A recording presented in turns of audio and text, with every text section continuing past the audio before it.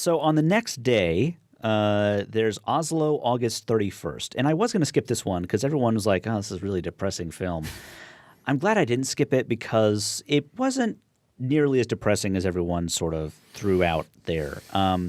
This is a film about a guy who is a recovering drug addict. And he's having a day that for most of us would be a pretty bad day.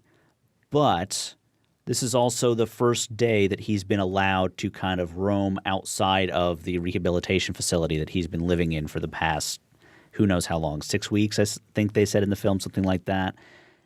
And it's just piling on and piling on. He wants to go see his family. His family doesn't want to see him. He wants to go see his friends. His friends are like backing away from him a little bit because they're not sure how to react to him, or they're talking about, you know, all the things, all the ways they've moved on with their life, and they have kids and all that. He's just kind of – and they're talking about the things that he'd accomplished like 2 years ago, and he's, you know, done nothing in the last 2 years except do drugs. And he says, I was a DJ for a while. It's like – and he was selling drugs as well. Well. And, yeah.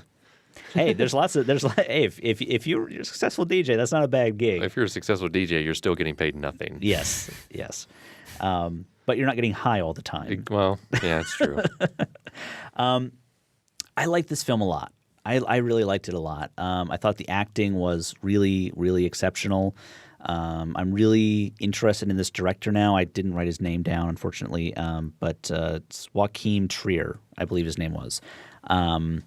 That was, that was a really it was an excellent film, and it's all told in a day, and you really get a sense of who this guy is trying to be and why he feels so hopeless about the direction he's going. Yeah, they're very careful not to demonize the people around him. Mm-hmm. He has a job interview fairly early in the film, and you can see how in kind of maybe an American adaptation, the guy interviewing him would be condescending when he eventually just kind of blurts out that he's been in drug rehab for the last few years. That's why there's nothing on his resume since 2005. Mm-hmm. But they don't go that way.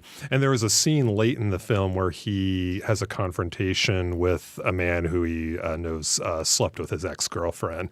And I kind of said to myself, if they have a fist fight, this is going to be a bad movie. Mm-hmm. But they didn't. They actually had a fairly rational conversation about it. So yeah, that was good. And I thought the best sequence, which was superbly directed, was one where this guy, the main character, is just sitting in a coffee shop overhearing all the different patrons just kind of having random conversations and things. And it kind of showed his own isolation compared to their connectedness. Yeah, it's sort of like – and it's so well directed because you understand what's happening right away. It's like he's looking at his coffee and you sort of hear what other people are talking about. And you're not thinking, oh, is he psychic? No, it's like, no, he's just listening to what other people are – and it's very well directed in that way. But yeah, I agree. That scene in particular was definitely a standout. But I really, really, really enjoyed that film. Mm-hmm. I liked it a lot. A Place for Film is recorded at WFIU Studios in Bloomington, Indiana.